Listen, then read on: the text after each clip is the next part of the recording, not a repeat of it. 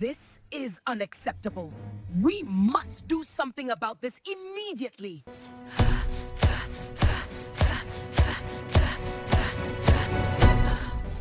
She must die today. In the quiet village of Umoloko, beauty was never just beauty. It was a weapon, a blessing, and a curse wrapped into one.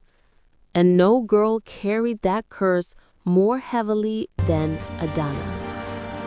People said Adana's beauty was the kind that made even the sun delay its setting just to rest on her skin one more time. Her eyes were the color of dark honey. Her smile could soften the hardest elder, and her laughter made goats pause mid-chew. But beauty in a village like Umoloko was dangerous.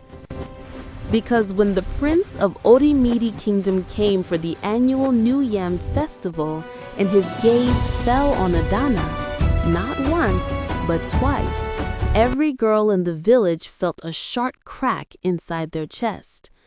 Not fear, not admiration, envy. Raw, burning envy. And envy, when shared by many, becomes a plan. That night, while the moon washed the village in silver light, 4 girls gathered under the ancient Ogirisi tree, the place people met only when they were ready to do something they could never speak of in daylight. Their voices were low, their breaths were shaky, and their hearts were beating with the same deadly intention. Adana must disappear before the prince chooses a wife. One of them, Inkem, removed a tiny clay pot from her wrapper, a pot that should never be opened except by someone prepared to carry its consequences. Inside it was a poison made from bitter root and nightshade leaf. Just a drop could silence a life quietly, beautifully, without struggle. The girls stared at the pot, at each other, and at the future they believed Adana was stealing from them simply by existing. They didn't hate her. They hated the way the prince looked at her. And the next morning, the morning Adana would unknowingly walk straight toward her death, the village roosters crowed too early, too loud, as if trying to warn her.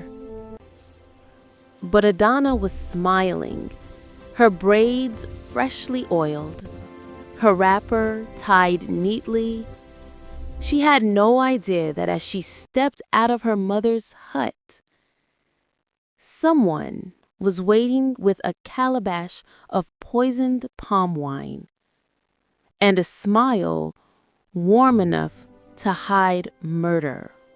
The sun rose over Umoloko like a golden promise, but its warmth could not reach the tension hanging in the air. The village was alive with activity. Men were polishing their machetes, women were arranging colorful yam baskets, and children ran barefoot along the dusty paths, laughing and shouting, oblivious to the plans brewing in the shadows. Adana emerged from her mother's hut, humming softly as she adjusted her wrapper. Her braids shimmered in the sunlight, each bead catching the morning light. She moved with a grace that made even the goats pause and stare. To anyone else, she looked like the village itself had sculpted her to perfection, a child of the earth, a daughter of beauty. But beauty, she was beginning to learn, could attract more than admiration. The girls from last night's meeting under the Ogirisi tree were already preparing. Nkem, Nkechi, Ijeoma, and Amarachi moved carefully between the huts, their eyes following Adana's every step, their hands trembling with anticipation. In Nkem's calabash, the deadly palm wine awaited, its dark liquid smooth and inviting, a silent promise that a single sip could change the course of the festival and of the girl's life. Nkem whispered under her breath, her voice sharp like a knife. The prince must never see her marry him, not while we live. Ijeoma nodded, biting her lip. She has to drink it today. If not now, we may never have another chance. They all glanced at Adana as she walked past, completely unaware, her laughter carrying on the wind, a melody that made even the other girls' envy twist into resentment. Meanwhile, in the heart of the village square, the palace emissaries were preparing. A long caravan of decorated elephants and horses, banners fluttering in bright red and gold, announced the arrival of Prince Chima, the heir to the Oramiri kingdom. News of his attendance had spread like wildfire throughout the surrounding villages, but it was Adana's beauty, whispered about in hushed tones, that had drawn attention beyond mere curiosity. Adana had been chosen, by no design of her own, to stand in the path of destiny.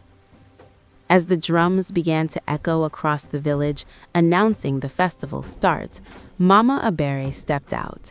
Her hands rested lightly on her daughter's shoulders, her eyes soft but worried. "My child, remember, today is a day of joy. Walk with your head high, but be careful. Not all smiles are friendly." Adana laughed softly. "Mama, why would anyone not want me to smile? It is a festival. It is meant for joy." Mama Ebere only sighed, adjusting her daughter's beads. She had always known that Adana's beauty was dangerous in a world where envy could turn innocent hearts into weapons. From the edge of the square, Nkem and the other girls moved closer, blending into the crowd. Their eyes never left Adana, their fingers brushing against the rim of the calabash, ready to strike when the moment came. The drums grew louder. Smoke from cooking fires curled into the air, carrying the aroma of roasted yams and spices.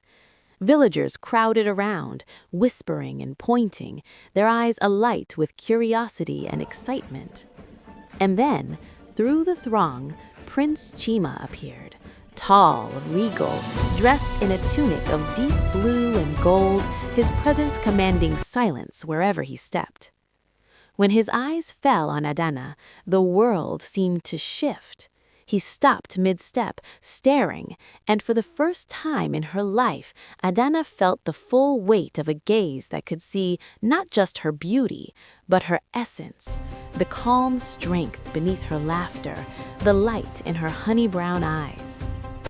The girls in the shadows hissed softly. Their plan was fragile. Their envy had become a living thing, twisting their hearts with fear and desperation. Prince Chima approached.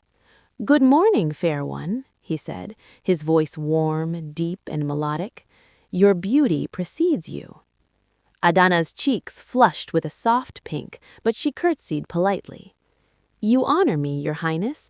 I am Adana, daughter of Umuloko." The prince's gaze lingered longer than polite custom allowed. In that moment, a murmur ran through the crowd, and the girls froze, hearts pounding. It was time. Ntim's hand shook as she lifted the calabash, preparing to offer it under the guise of a celebratory drink.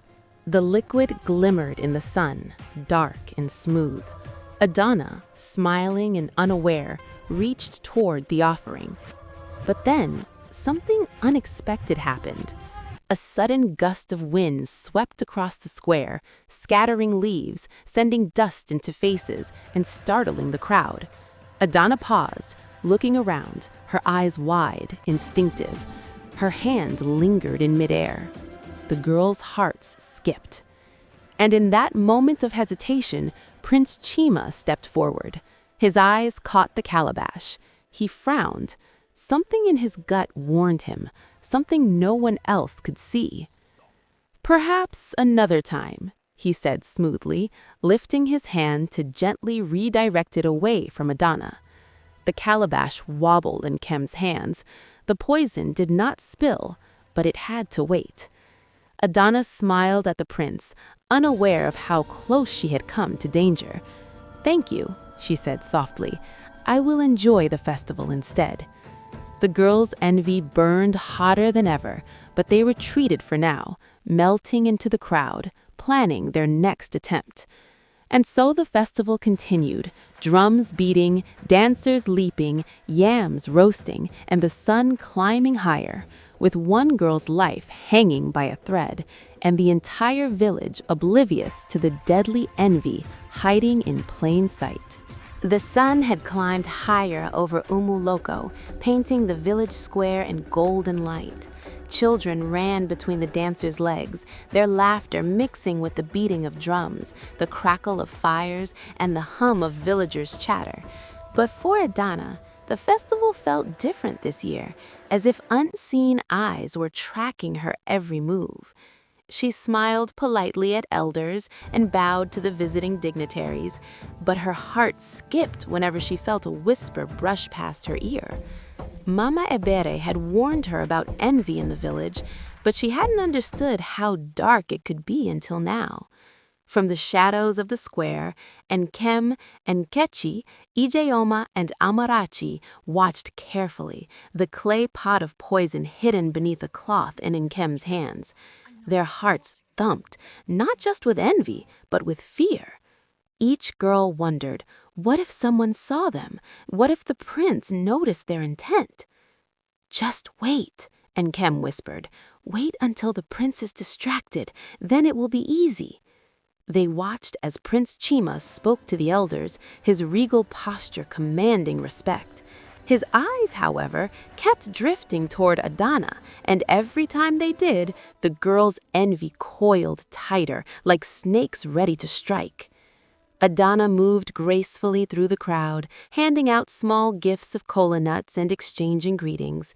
She had no idea that each smile, each polite nod, only inflamed the jealousy burning in her peers. Suddenly, a small child ran past, tripping over a loose stone. Adana instinctively reached to steady him, and the prince's gaze followed her hand. There was a softness in him, a curiosity perhaps, even admiration that made the girls grind their teeth. "She is stealing everything," whispered Ijeoma, her voice almost lost under the drums. "Not just the prince. She is stealing the festival itself." Nkem moved closer, carefully raising the calabash. The liquid inside glimmered like dark wine. She stepped toward Adana, hands trembling, but then a shadow moved between them. It was Obina, a young man from the village who had long admired Adana quietly. His dark eyes narrowed as he noticed the girl's strange movement. Something in his gut warned him that mischief was afoot. "Hey!" Obina's voice rang out, sharp and urgent. "What are you doing there?" The girls froze. Nkem nearly dropped the calabash.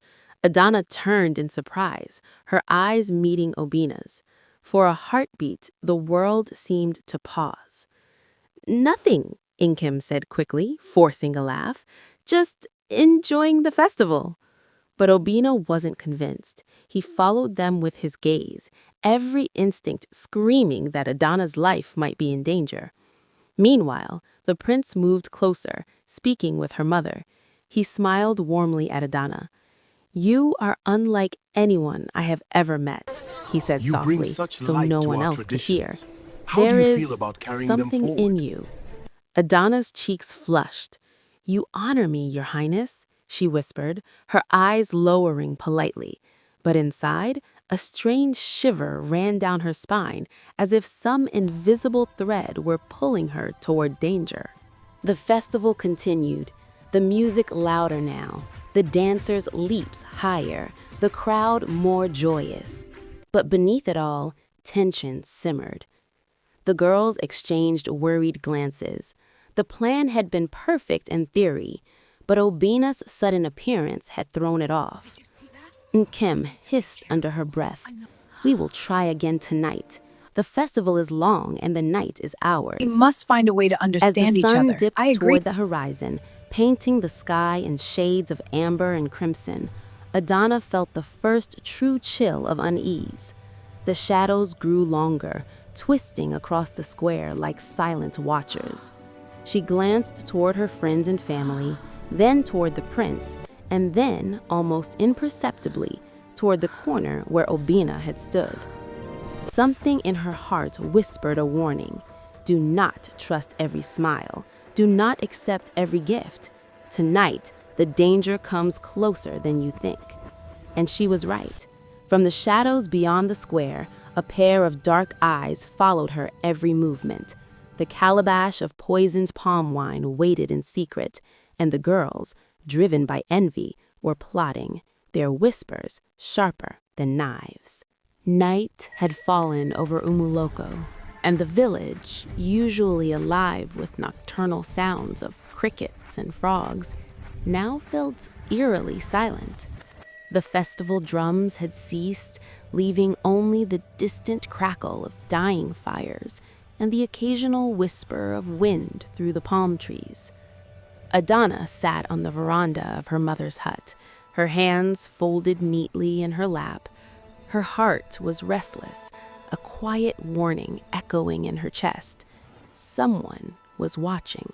She could feel it, the same invisible thread that had made her pause earlier in the day, the same shiver that had crept down her spine at sunset. Obina appeared quietly from the shadows, moving like a shadow himself. "Adana," he whispered, "I think you're in danger tonight." She looked at him, eyes wide. "How do you know?" He handed her a small, folded note he had found tucked behind a roof beam while checking the perimeter.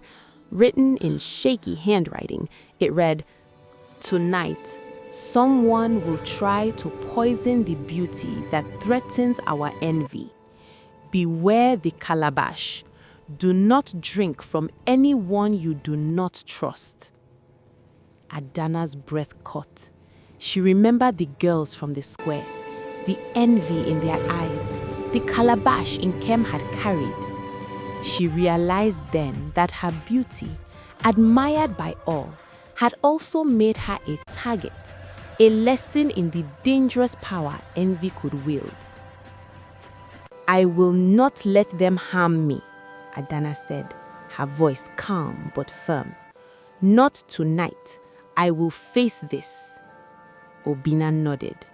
"Then let's ensure it. Follow me." They slipped through the dark paths of the village toward the main square. The festival tents were empty now, and only the faint glow of lanterns illuminated the area. From the corner of her eye, Adana saw movement. Nkem, Nkechi, Ijeoma, and Amarachi, their faces twisted with envy, a calabash glinting in the lantern light. The girls moved stealthily toward her, whispering their plan, believing no one could see them. But they hadn't counted on Obina, nor on Adana's courage. "Stop!" Adana's voice rang out, clear and commanding, echoing across the empty square. "I know what you are trying to do."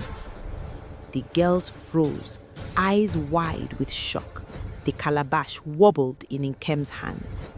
"You think beauty gives you power over others?" Adana continued, stepping closer. "It does not. True strength is not in fear or envy. It is in courage, in honesty, in kindness, not in taking from others what does not belong to you." Tears brimmed in the eyes of the girls. For the first time, they felt the weight of their actions, the ugliness of envy that had twisted their hearts. They had planned murder for jealousy, believing that another's happiness would diminish them. Yet in the presence of Adana's courage, they saw how hollow that belief was. Nkem dropped the calabash. It shattered on the ground, dark liquid seeping into the dirt, useless and poisonous only to the envy it had fueled. Adana stepped forward, her voice gentle now. "You do not need to destroy others to be seen. You do not need to harm to feel whole. Let this night teach you. Envy is a poison, and it will eat your heart before it ever touches mine." The girls, shamed and sobbing, fell to their knees. Adana's beauty, once seen only in her face, now shone in her strength and grace. At that moment, Prince Chima appeared, drawn by the commotion. He had seen everything: the calabash, the fallen girls, and Adana standing tall, unafraid. He approached quietly, his eyes filled with admiration. "You are unlike anyone I have ever met, not just in beauty, but in heart. True courage shines brighter than any crown or jewel." Adana smiled. "Thank you, Your Highness, but courage is not just for royalty. It is for anyone who refuses to let fear or envy rule them." The lesson of the night echoed through Umuloko. Beauty alone was fleeting, but courage, honesty, and kindness could change hearts, even those twisted by envy. From that day forward, Adana was celebrated not only for her beauty, but for her strength. The girls who had tried to harm her learned humility, understanding that jealousy could only consume them if they